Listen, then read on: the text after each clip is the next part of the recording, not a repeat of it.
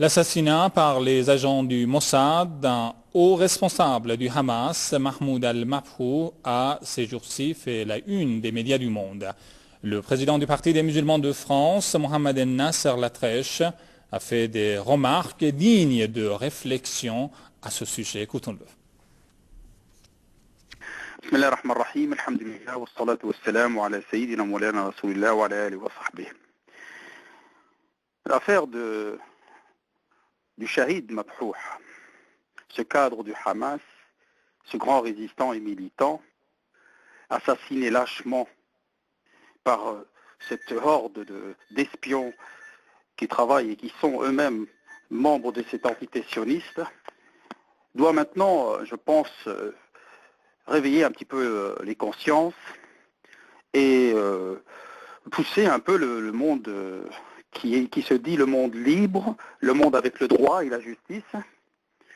doit le pousser à prendre des décisions qui sont des décisions qui, à mon avis,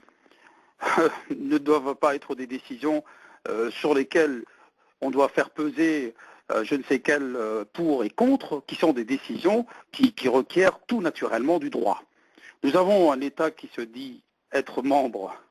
de l'Organisation des Nations Unies et un État qui se dit être, je dis bien État puisqu'il s'appelle État d'Israël, et qui se dit être le seul pays démocratique et l'État de droit dans la région du Proche-Orient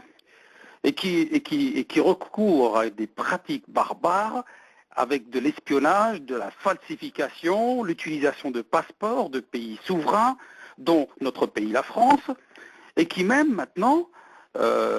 dénigre à ce point les autres puissances occidentales et qui maintenant met à nu aussi une pratique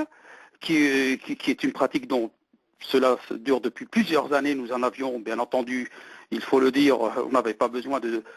cette affaire de Dubaï pour établir que cet État est un État criminel et un État gangster.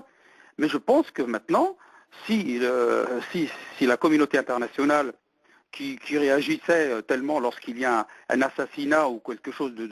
d'inacceptable se produit, et surtout quand c'est un assassinat organisé et commandité par un État, membre des Nations Unies, membre de la communauté internationale, eh bien cette communauté internationale-là, maintenant,